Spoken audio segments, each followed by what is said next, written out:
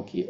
Donc on a le plaisir ce soir d'accueillir Francine Vercoen, qui est ophtalmo de formation, et qui en même temps que son cursus de médecine a fait un doctorat en biologie que tu as obtenu en 99.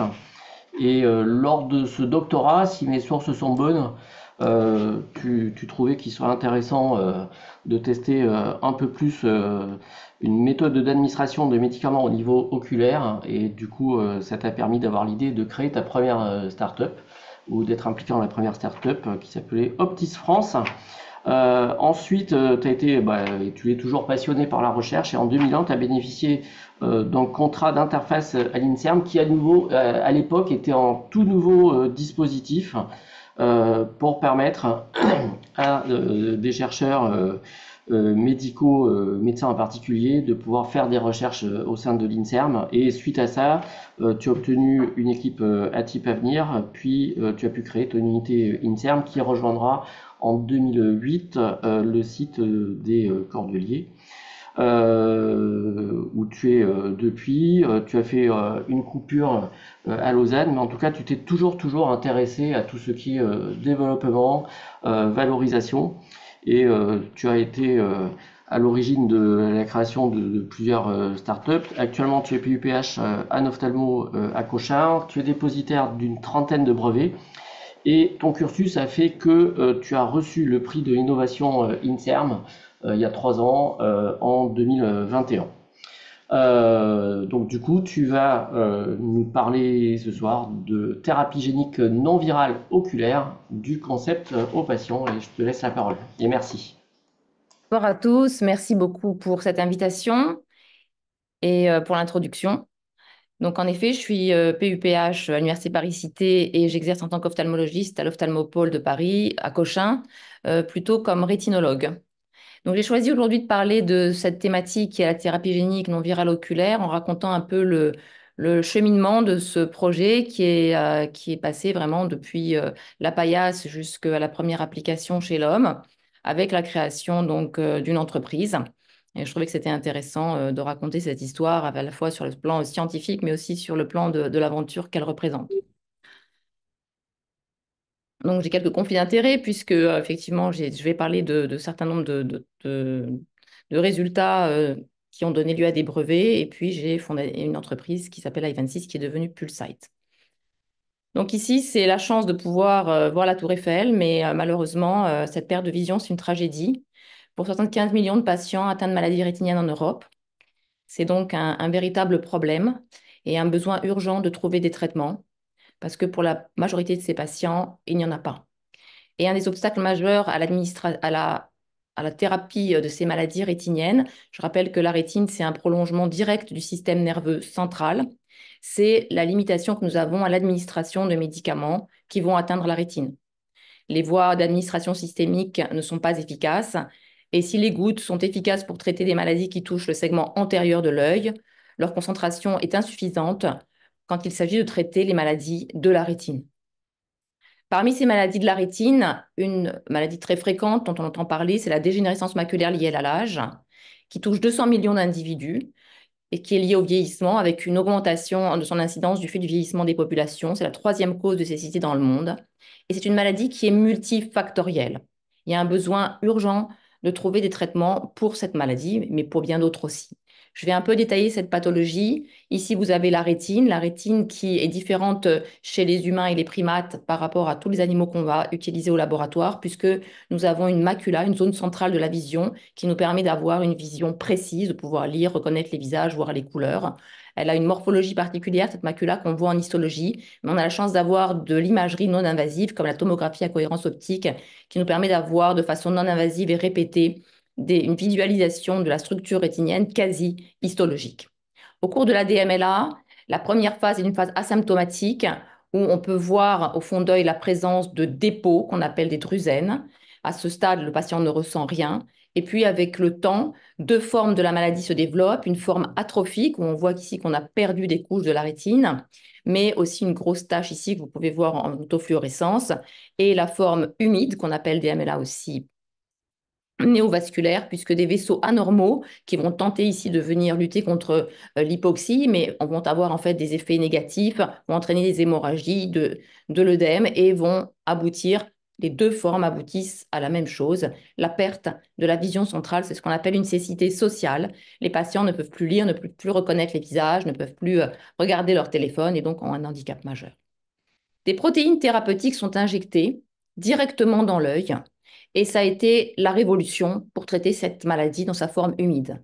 Mais leur efficacité requiert une répétition fréquente des injections.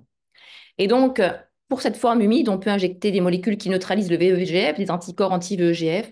Et un patient qui n'est pas traité, si on a le nombre de lettres qu'il voit, au bout d'un an, va perdre 3 lignes de vision.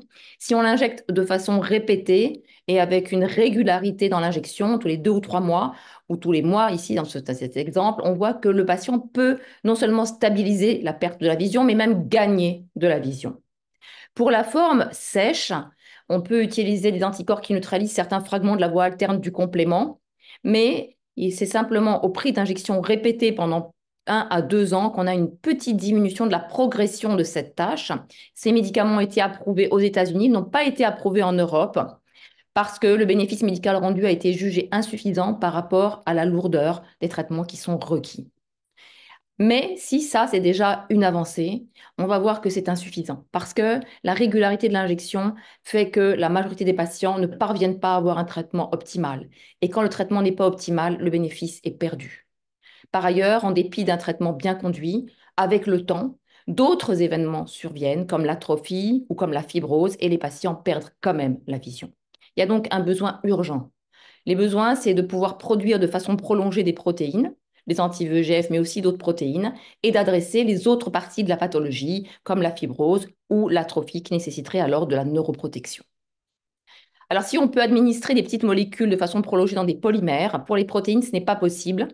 Et donc, la thérapie génique apparaît comme la solution finalement idéale, puisqu'on pourrait faire fabriquer la protéine thérapeutique dans l'œil. Et l'œil est un organe idéal parce qu'il est petit, il est confiné du fait des barrières. C'est difficile de l'atteindre, mais une fois qu'on est dedans, il y a peu de diffusion systémique. Il est relativement facilement accessible par rapport au système nerveux.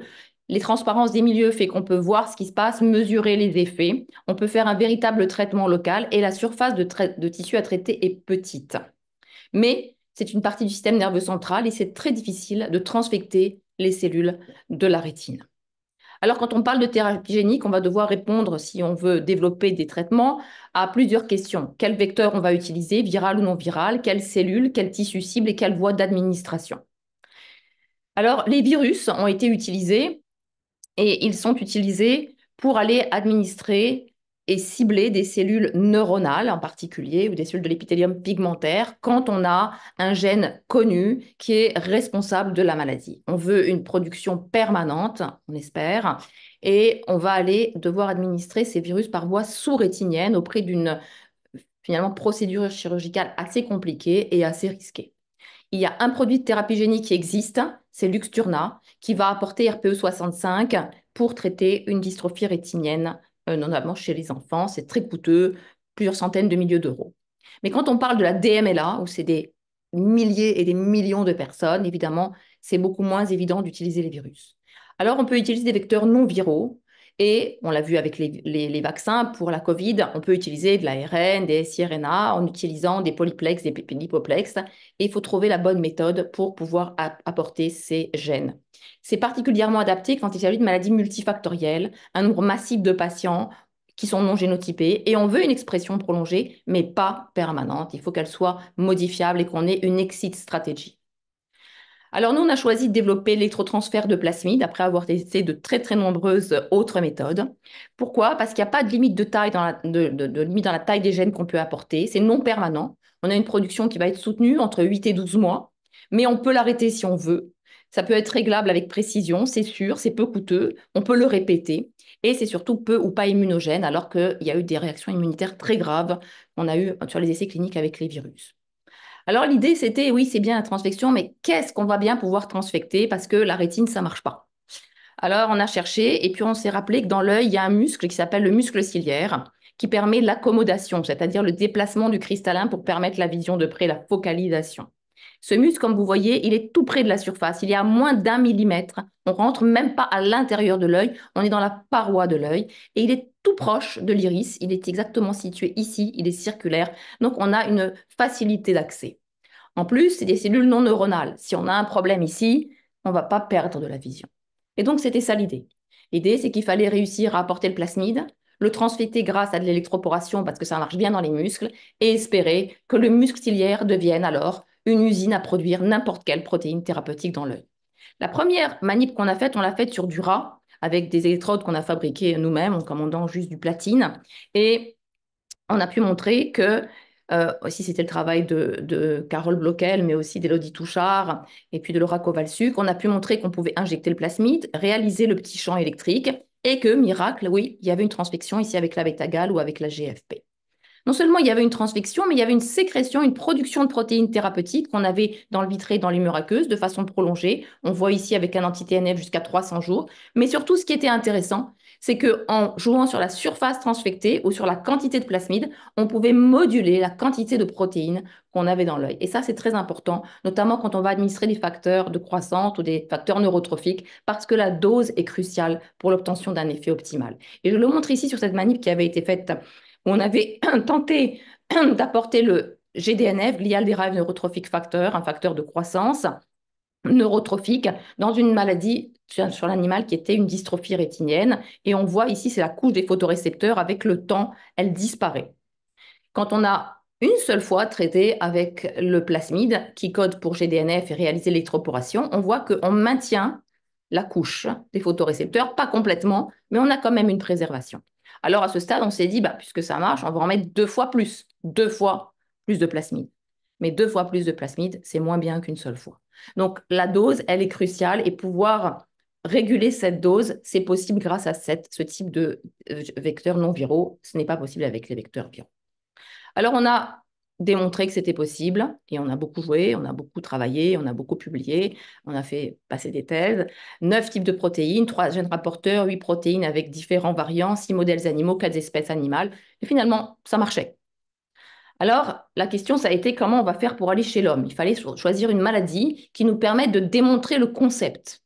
Alors, pour ça, on cherche généralement une maladie pour laquelle il y a un modèle animal qui est relevant, où le modèle animal il est reproductible, il est utilisé pour des développements cliniques. On a des critères d'efficacité qui sont clairs et reconnus.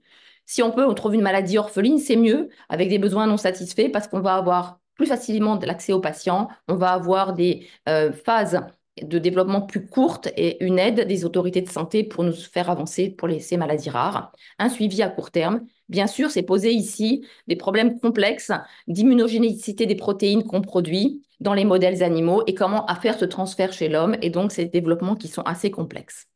On a choisi comme première approche, et c'était quand même assez audacieux parce que quand on veut tester une thérapie génique où il y a des risques inflammatoires, cibler une maladie qui est une maladie inflammatoire, ce n'était pas se mettre dans les meilleures conditions. Mais on a choisi d'aller tout de même vers cette uvéite. Vous voyez, l'œil est inflammatoire, il y a de la fibrine ici, il y a des protéines dans l'œil, l'œil est très rouge. Et c'est ce qu'on appelle l'uvéite, en particulier les uveites qui touchent la rétine non infectieuses, sont la première cause de cécité curable. En d'autres termes, si on limite l'inflammation, on peut préserver la fonction visuelle. Maladie orpheline, et par chance, on a des modèles animaux qui reproduisent de façon fidèle la maladie, et on avait une bonne corrélation entre les taux de TNF dans l'œil et le score dans cette uvéite induite par endotoxine. Alors, on a traité ces animaux avec des plasmides qui codent pour des récepteurs solubles au TNF, qui étaient des molécules chimériques. Et puis, une seule fois, et puis 3 mois plus tard, on déclenche la maladie. Et comme vous voyez, on voit ici, c'est le score de la maladie. Quand l'animal a reçu le plasmide avec le courant électrique, il a une diminution du score. Quand il n'y a pas le courant électrique, ça ne marche pas. Et son efficacité est corrélée au taux de protéines thérapeutiques qu'on a produit. Ça démontre qu'on pouvait avoir une molécule qui était produite au moins 3 mois et qui restait biologiquement active. Chose très intéressante, on diminuait le TNF dans l'œil, mais on n'avait aucun effet sur le TNF circulant. Donc, on avait vraiment un traitement local. Et ça, c'était un point très important pour le développement clinique. On l'a validé sur un autre modèle qui est l'uvite auto-immune expérimentale, où là, non seulement il y a de l'inflammation, mais il y a une destruction totale des photorécepteurs, puisqu'on a immunisé l'animal contre des antigènes rétiniens. On démontrait aussi un retard d'apparition de la maladie, une diminution du score de la maladie, une immunomodulation locale sans réduction du TNF circulant. Ça a été l'objet de la thèse de Laura Kowalczuk. Des travaux qu'on a commencé à réaliser en collaboration avec une équipe de la fac de pharmacie qui est dirigée par Daniel Sherman. Et on a eu plusieurs thèses qui ont été menées là-dessus. Alors après, comment on va faire maintenant pour aller chez l'homme? C'était facile, sur un œil tout petit, on a fabriqué on a bricolé des dispositifs, il fallait un dispositif. Il fallait modifier aussi le plasmide, on va voir juste après. Et le dispositif, ça a été quand même très compliqué. Pourquoi? Parce que le muscle ciliaire chez l'homme, déjà, c'était pas connu. Quelle taille? Est-ce que ça bouge avec l'âge? Est-ce que ça bouge avec la métropie, etc. Donc, on a fait des études en IRM pour aller bien comprendre quelle était la taille, la localité, la localisation du muscle et voir si on aurait pu utiliser un seul dispositif pour un sujet âgé, un sujet jeune, un sujet myope, un sujet métrope, etc. Ensuite, il a fallu trouver un modèle animal. Et ici aussi, on s'est confronté à la difficulté que ce muscle ciliaire, il n'était pas connu dans les modèles animaux. Il a donc fallu l'analyser, le caractériser pour choisir le modèle animal qu'on pourrait choisir. Et sachant que le seul qui était utilisable du fait de la taille et de la taille de l'œil, mais pas du tout de la taille du muscle ciliaire, parce que les lapins accommodent très peu, c'était le lapin. Et il a fallu d'ailleurs discuter avec les autorités de santé qui ont fini par accepter qu'on aille finalement du rat à l'homme en ne passant que par le lapin, parce qu'on a pu montrer que tout autre modèle n'était pas pertinent. Alors j'avais effectivement tiré parti d'expériences que j'avais sur le développement de dispositifs, sur une première startup où j'avais pas fait de l'électroporation, mais de la iontophorèse. Et fort de cette expérience, ça m'a permis de savoir en fait avec qui travailler pour avoir les premiers prototypes, comment les faire pour pouvoir démontrer le concept. Et effectivement, on a pu créer un dispositif un peu ici rudimentaire, mais sur lequel on arrivait à démontrer qu'on pouvait transfecter le muscle le ciliaire sur l'animal. Et là alors se pose la question de on veut aller chez l'homme. Et pour aller chez l'homme, eh bien, quand on en arrive à ce niveau de, de complexité dans le développement, il faut des très gros financements et la façon la plus je crois, peut-être il y en a une autre, mais j'en connais pas, c'était de créer une entreprise. Et donc, j'ai fondé la société i26 et qui a fait un travail considérable. On a travaillé ensemble, mais ils ont fait le plus gros du travail. Et ça a pris 8 ans pour changer le squelette plasmidique, pour avoir un squelette plasmidique qui était accepté par les autorités de santé, sans sélection de gènes aux antibiotiques, humaniser la molécule, refaire tout ce que nous avions fait sur les modèles animaux avec la nouvelle molécule, revérifier la durabilité de la production, effectuer les études réglementaires de pharmacocinétique, produire les lots cliniques, développer toutes les méthodes qui permettaient d'en faire un produit. Et puis, il y a eu tout un travail qui a été fait énorme, qui a été d'adapter le dispositif à l'homme pour faire parce que le premier prototype qu'on avait, quand j'ai commencé à l'utiliser, ça a marché un peu, mais il tombait un peu en morceaux, en fait. Il n'était pas suffisamment, en tout cas, solide pour aller jusqu'à un essai clinique. Ensuite, il y a eu des études toxicologiques réglementaires, sachant que ça a été très compliqué parce que c'était une thérapie combinée et il n'y avait pas de guidelines, donc il fallait discuter avec les autorités de santé. C'était très intéressant d'ailleurs pour savoir si on devait répondre à des normes réglementaires du dispositif, du plasmide, de la protéine qu'on produit ou de la thérapie combinée, etc., en sachant que la réglementation en même temps a changé pour les dispositifs médicaux et on a été contraint à s'adapter à tous ces changements. Tout ça pour arriver au premier essai chez l'homme et ça a pris 8 ans. Et je ne raconte pas tout le temps que ça a pris pour trouver de l'argent aux différentes phases. Ce sera sûrement un autre sujet. Et puis, on passe alors à la phase de transfert. Reproduire les résultats ailleurs par d'autres personnes, transférer les méthodes et poursuivre les co-développements. On avait écrit ce papier avec Leonard Levin sur les problèmes de la transférabilité et de la reproductibilité des manips.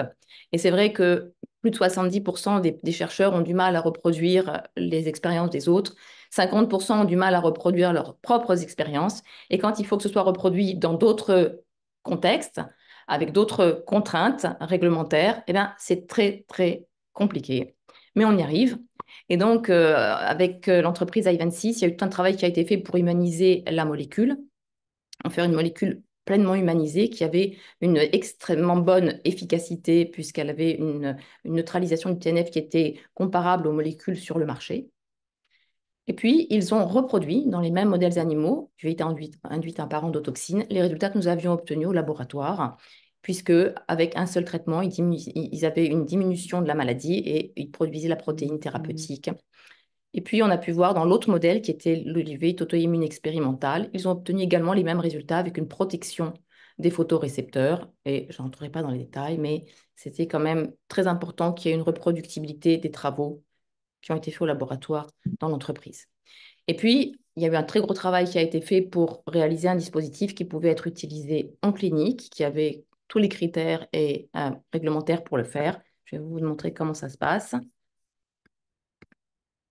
Donc, en gros, l'avantage, c'est qu'on n'a pas besoin de faire d'anesthésie, en tout cas par injection. On peut mettre juste des gouttes, l'anesthésie locale qu'on a l'habitude d'utiliser. Le dispositif, il n'y a pas de besoin d'ouvrir quoi que ce soit, juste un écarteur. Le dispositif est posé à la surface. Ces petites électrodes vont entrer juste dans la paroi. Il y a une étude qui a été faite pour qu'on calibre exactement l'endroit où va arriver le plasmide. Le courant électrique, ça va être quelques millisecondes. Et puis, le dispositif est enlevé. Alors ça permet, on va passer très vite parce que c'est à peu près la même chose, mais c'est ce qui était important dans cette représentation schématique. Oui, le plasmide, on l'injecte, on crée le courant électrique, ne sont transfectées que les cellules qui sont dans le champ électrique et les cellules se mettent à utiliser leur machinerie pour fabriquer. Mais ce qui est intéressant, c'est que les études de pharmacocinétique ont pu montrer que la protéine est produite pas seulement dans le liquide de l'œil, mais elle est produite par la voie suprachoroïdienne dans les tissus et va pouvoir atteindre la zone postérieure de la rétine où se trouvent les maladies. Et à partir de là, il y a eu des essais cliniques qui ont été faits. Il y a eu deux études, une étude réalisée en France et une étude aux États-Unis, pour voir si ces patients qui avaient des UV très sévères, qui ne répondaient à aucun autre traitement, et c'était donc la première étude chez l'homme, une étude essentiellement de sécurité au départ, pour administrer un anti-TNF. Alors, ce qu'il faut savoir, c'est que le grand challenge, c'est que quand on a pu faire des milliers d'animaux, on ne peut jamais savoir ce que ressent l'animal parce que bien sûr, on l'a endormi. Et là, il fallait savoir si le patient qui allait recevoir quand même un courant électrique dans l'œil allait pouvoir tolérer et si ça n'allait pas entraîner déjà une totale impossibilité de réalisation. Et la surprise, ça a été que même avec une anesthésie juste en goutte, le patient ressent quelque chose mais n'a pas de douleur et c'est tout à fait tolérable. La grosse difficulté qu'il y a eu aussi dans ce développement, c'est qu'on est tombé en plein dans le début de la Covid et la phase clinique qui a débuté aux États-Unis. Le premier traitement a été inclus, le patient a été inclus et n'a même pas pu être suivi puisque la plupart des centres ont fermé du fait de la Covid. Donc, on a été très, très impacté par l'infection de la Covid. Ce que nous a montré ces études, c'est que c'était tout à fait faisable. C'était parfaitement toléré, des patients qu'on a revus même 2 ans après. Il n'y a eu aucun effet secondaire majeur, les petites hémorragies liées à l'injection. Et surtout, ce qui était très important, c'est que la majorité des patients qui ont reçu la plus forte dose, puisqu'on avait fait des doses croissantes de plasmide, ont eu un effet bénéfique de cet anti-TNF, alors sachant que c'était les malades les plus graves qui avaient été inclus. 66% avaient gagné plus que 10 lettres, c'est-à-dire plus que 2 lignes. Et je vous montre ici un exemple avec, on voit dans la rétine comme un fromage, hein, une vie très chronique avec un œdème. Et un seul traitement, on a vu que progressivement, l'œdème a diminué et le patient ici a gagné 12 lettres. Un autre cas où progressivement, on a une diminution de l'œdème et un gain de lettres. Et on a aussi vu que ça ne dure pas toujours, parce que si on revoit ce patient à 12 mois, il revient à la case départ. Donc oui, il y a une production, oui, elle est prolongée, mais elle n'est pas permanente et c'est ce qu'on voulait. Il y a eu de très importants développements qui ont été faits sur le dispositif pour le rendre plus facile à utiliser et l'entreprise va continuer à développer. Maintenant, ce que je vais montrer très rapidement, c'est où on va. Donc, où on va, je vous avais montré la DMLA. Le but, c'est d'aller traiter cette maladie maintenant fréquente qui impacte énormément de patients. Et dans la forme atrophique, actuellement, il n'y a pas de traitement approuvé en Europe. Et à nouveau, c'est un transfert qui a été fait. Ce travail qui avait été fait par Yves Courtois et par Émilie Picard, qui ont pendant des années au laboratoire avaient travaillé sur le rôle du fer et son rôle délétère dans la rétine et montrant que ça induit de l'inflammation, du stress oxydatif et de la mort par ferroptose avec une perte des cellules dans de très nombreux modèles. Alors bien sûr, on peut juste donner des chélateurs chimiques du fer, mais manque de bol, ils sont neurotoxiques, ils entraînent eux-mêmes des maladies rétiniennes parce qu'ils neutralisent trop le fer. Et c'est un autre sujet qui pourrait être l'objet d'une autre conférence, mais en tout cas, on avait pu montrer non seulement sur les modèles animaux que le fer est important, mais aussi dans une étude clinique chez les patients, c'était la thèse d'Alexandra Darwish, où quand il y a un décollement de la rétine, on peut faire une chirurgie, mais les patients perdent la vision s'ils ne sont pas recollés tout de suite. Et on a récupéré le liquide pendant la chirurgie. Et ce qui a été montré, c'est qu'il y avait beaucoup de fer, et la transférine, qui est la molécule naturelle qui chélate le fer, était complètement saturée, et que les patients récupéraient d'autant moins bien que les taux de fer et la saturation de la transférine étaient importantes. Donc, l'idée, ça a été d'utiliser la transférine humaine pour protéger la rétine, parce que la transférine nous apporte la sécurité on va jamais enlever trop de fer dans la rétine. Et il y a eu de très nombreux papiers qui ont été publiés par l'équipe, et par Émilie et toute l'équipe du laboratoire. La transférine, demi-vie très courte, très difficile à produire en dehors de l'œil, fortement glycosylée. C'était la molécule idéale pour la choisir, pour être appliquée à la technique développée par I26. L'équipe a montré que la transférine, dans de nombreux modèles animaux, limitait l'inflammation, y compris l'activation de la voie alterne du complément qui est impliqué dans la dégénérescence maculaire, et protégeait de la mort, différentes formes de mort. Donc, qu'est-ce qui a été fait grâce à une ANR PRCE, ANR en collaboration avec l'entreprise? Ça a été de voir si on pouvait tenter non plus de l'injecter, cette transférine, de façon répétée, mais de la faire produire par cette technique d'électroporation sur des modèles pertinents. D'abord, sur le lapin, il y avait la possibilité de montrer que oui, on pouvait produire cette protéine de façon prolongée, et puis que dans des modèles où on perd ici les cônes et les photorécepteurs parce qu'on a illuminé les animaux, avec un seul traitement, on préserve la couche des photorécepteurs et des cônes. De nouveau, ces résultats ont été reproduits donc grâce à des travaux qui ont été faits par l'entreprise, mais qui ont été faits en collaboration dans cette ANR PRCE. Et ils ont montré que, effectivement, on pouvait, ici, ils avaient la couche des photorécepteurs normale. Quand les animaux sont illuminés, ben, il n'y a plus de photorécepteurs. Et ce qui est intéressant, c'est qu'il y a une préservation avec une dose-réponse. Plus on met de plasmide et plus on sauve de photorécepteurs. Non seulement on les sauve morphologiquement, mais ils sont fonctionnellement actifs. Et plus récemment, grâce à cette collaboration qu'on a en permanence avec la clinique, hein, et les patients qui sont vus à l'hôpital, on a pu montrer que, en fonction des différents stades de la maladie, et ici c'est la forme très avancée, il y a une phase qui est la forme avant d'arriver à la forme très avancée de la maladie, où on peut démontrer en dosant dans les milieux oculaires qu'il y a une très forte saturation de la transférine, qu'il y a plus de fer, et c'est peut-être ces patients qui seront les meilleurs candidats pour devenir les candidats pour recevoir ce traitement. Il faut savoir que on avance et que normalement, d'ici quelques mois, donc on espère vers le mois de mai-juin, on pourra traiter les premiers patients atteints de dégénérescence maculaire liée à l'âge dans sa forme sèche avec de la transférine délivrée par cette technique d'administration qui est l'électroporation. Donc en fait, en résumé, je voudrais dire que ben, c'est toujours bien que la problématique elle soit posée par une question clinique parce qu'on voit sur nos patients et nos difficultés qu'on a de ne pas avoir de traitement pour eux n'est pas de... Voilà. Et puis, après, il y a toutes les phases qu'on va faire au laboratoire. Il y a toutes les phases qui sont invisibles et qui sont souvent faites par des entreprises, mais souvent en collaboration, et si bien quand on peut rester encore dans l'aventure. Et ensuite, il y a encore toute une phase quand on a réussi à avoir des études cliniques qui marchent. On espère que nous vont continuer à bien se passer. Il y a encore toute une phase de faire adopter cette solution jusqu'à transformer l'application. C'est donc très, très, très long. Les premières phases, c'est sûr qu'on peut les faire au laboratoire. On les fait avec des fonds publics, on les fait avec aussi des fonds de transfert, comme BPI France, à l'époque il y avait l'OSEO, l'ANR quand c'est possible. Ensuite, il y a les offices de valorisation, que ce soit l'université ou l'INSERM Transfert. Moi, c'est l'INSERM qui m'avait beaucoup accompagné parce que historiquement, on avait commencé très tôt avec INSERM Transfert, mais ça peut être aussi les offices de valorisation de l'université qui aident au brevet, à la valorisation. Et puis, on passe dans les phases de l'entreprise où il y a de très multiples compétences, de multiples sources de financement, beaucoup de temps qui est passé à trouver de l'argent. Et je dirais que le processus, il est toujours très, très, très long. Il y a beaucoup de choses qui ne sont pas visibles. Ça nécessite beaucoup d'expertise multiples. Pendant toute cette phase, il y a peu ou pas de publications parce que il ne faut pas parler, il faut avancer sans trop, trop parler. On a beaucoup de frustration, peu de succès. Mais je dirais que c'est une aventure humaine qui est fantastique. Moi, je l'ai faite une fois, deux fois, je la referai encore. Et je trouve que ça vaut la peine parce que c'est vraiment de voir depuis le début de l'idée jusqu'à aller la première fois, c'est l'homme, c'est juste extraordinaire. Et ça peut se faire que grâce à des équipes. Donc, je voudrais remercier la mienne, au Cordelier, mais aussi tous les collaborateurs cliniques qui ont joué des rôles très importants. Ici, on voit Alexandra qui avait fait sa thèse sur le fer. Il y a Émilie qui travaille sur... où est-ce qu'elle est, Émilie?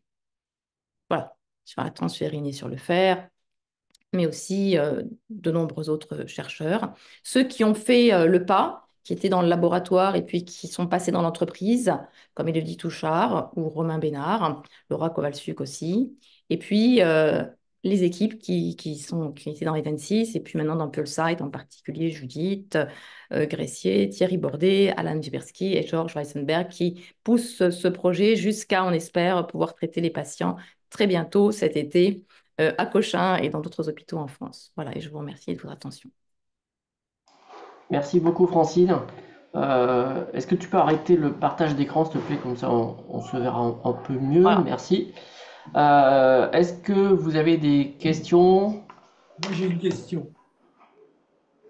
Oui, Bonjour Francine, je m'appelle Jean-Claude Veil, je suis totalement naïf dans votre domaine, je suis immunologiste. C'est pour ça que ma question va être naïve. J'ai lu bon, qu'il y avait bon, pas mal d'essais de thérapie génique sur la DMLA humide, et notamment 2 essais en phase 3 avec un adénovirus codant pour l'anticorps anti-VEGF. Et il donnait l'impression, comme il y a déjà eu une phase 1 et une phase 2, qu'il y avait déjà 3 ans de recul sur les patients qui avaient reçu ça. Quelle est votre objection sur cette approche thérapeutique? Alors, j'ai pas d'objection puisque je suis aussi investigateur dans ces essais. Alors, ce qu'il faut savoir, c'est que on a du recul sur l'injection des virus. Alors, la majorité des études ont fait des injections de virus sous-rétiniennes. Il y a quelques tentatives d'injection suprachoroïdienne. D'ailleurs, c'est nous qui avons développé cette voie d'administration, mais c'est essentiellement par voie sous-rétinienne. Ce qu'ont montré les essais, c'est que, et c'est vrai aussi pour Luxturna, quand on regarde ce qui se passe dans les mois et les années qui suivent la première infection, il y a une atrophie qui s'étend. Elle est tellement reconnue que maintenant, dans les essais que l'on réalise chez nos patients, et je fais partie de l'essai, on nous demande d'injecter dans la partie inférieure et de faire de multiples bulles pour ne pas avoir ce risque d'avoir une énorme atrophie qui vienne envahir le centre. Alors, comme on dit que ce sont des sujets âgés, que c'est la périphérie, bon, ils vont quand même avoir une atrophie et elle est progressive. Elle n'est pas que limitée sur la zone où on a injecté. Et pourquoi, on ne sait pas. Donc ça, c'est déjà le problème de la sécurité. Le deuxième problème qui me semble tout à fait majeur pour ce type d'indication, c'est que le VEGF, c'est pas lui qui cause la DMLA. Le VEGF, il est juste là pour éviter qu'il y ait trop d'atrophie. Et c'était bien montré que quand les gens ont des néovaisseaux qui sont pas actifs, ils feront moins d'atrophie. Parce que le VEGF, il est indispensable au maintien de la choriocapillaire. Tous les modèles animaux où on invalide le VEGF, il n'y a plus de choriocapillaire. Donc, vous prenez un patient, vous le passez de la zone, de la forme humide à la forme sèche, pour laquelle il n'y a pas de traitement. Donc, c'est une maladie dans laquelle il faut donner l'anti-VEGF quand il y en a besoin, mais il faut l'arrêter quand on n'en a plus besoin. Et à ce moment-là, il faut peut-être donner le facteur neurotrophique ou l'antifibrotique. Vous comprenez, moi je trouve que c'est tout à fait logique de donner un virus quand on a un gène causal d'une maladie, on va remplacer le gène. Je comprends. Mais quand on aura besoin, on va vouloir neutraliser le VEGF que pour un moment de la maladie, comment on fait pour sortir après? Comment on fait pour arrêter la production? Ben, il y a zéro solution. Mais si je vous entends bien, dans votre approche qui consiste à injecter un plasmide qui va s'intégrer dans l'ADN génomique et s'exprimer pendant 1 an, est-ce que vous n'avez pas le même problème? C'est-à-dire que vous avez trop d'anti-VEGF? Alors d'abord, il ne s'intègre pas, il reste toujours épisomal. Ensuite, nous, on va transfecter d'abord des cellules qui sont musculaires. Si on veut l'arrêter à tout instant, on fait une cryo sur le muscle, ça se fait et ça s'arrête. Ensuite, on ne va pas produire les mêmes quantités. Nous, on va produire des quantités qui... Et puis, 1 an, c'est la durée du traitement qu'on va faire pour tout patient. Et si on veut arrêter et passer à une autre molécule, on peut. Donc, en fait, on a une durée prolongée, mais ce n'est pas pour la vie. Moi, ce qui me gêne beaucoup dans le concept de l'anti-VEGF à vie, c'est que enfin, ça va transformer ces patients en patients atrophiques. Il y a aucune chance que ça passe pas, que ça se passe autrement. Donc, Donc, je trouve que c'est pas une bonne approche. je vous en... Pardon, allez-y. Et puis, je pense qu'il y a l'anti-VEGF, c'est que un bout du problème. Comme on voit maintenant, maintenant qu'on a injecté ces patients depuis des années, on sait très bien que oui, c'est bien, mais les gens perdent la vision quand même à la fin, parce qu'il y a d'autres problèmes qu'il faut adresser. Donc, il faudra être capable de sélectionner les patients à un moment donné et savoir quel type faire des traitements plus personnalisés, en fait. Et puis, il y a le problème du coût quand même. Parce que ces virus-là, pour le Luxturna, c'est quelque chose comme 600 000 euros. Même si on diminue les coûts, et puis c'est une chirurgie. Et puis, il faut aller décoller la rétine. Et puis, il y a des risques. Donc, pour On ne traiter peut pas l'injecter comme on injecte l'anticorps. On peut Non, pas. ça marche pas. Mhm. Ça marche pas. Tout a été essayé. Il y a eu, d'ailleurs, ça a été, il y a eu malheureusement des grosses déceptions et des gros effets secondaires très graves avec des réactions immunes majeures quand le virus était injecté par voie intravitréenne. Alors peut-être d'autres virus qui seront modifiés, mais de nouveau, vous voyez, ça impose d'aller transfecter des cellules neuronales en fait. Et en fait, nous, ce qu'on a aussi, on sait, c'est que quand on utilise ces virus, ça ne transfecte que la zone qui a été décollée. Donc, vous devez être proche du centre. Vous ne pouvez pas vous mettre loin. Et si vous êtes proche et que vous voulez l'arrêter, le seul moyen, ce serait de faire un laser et de tout détruire. D'accord? Mais entre-temps, les gens, ils ont perdu la vision. Donc, voilà, c'est deux stratégies. Je ne dis pas que c'est pas bien, mais je dis qu'il y a peut-être une place aussi pour le non-viral.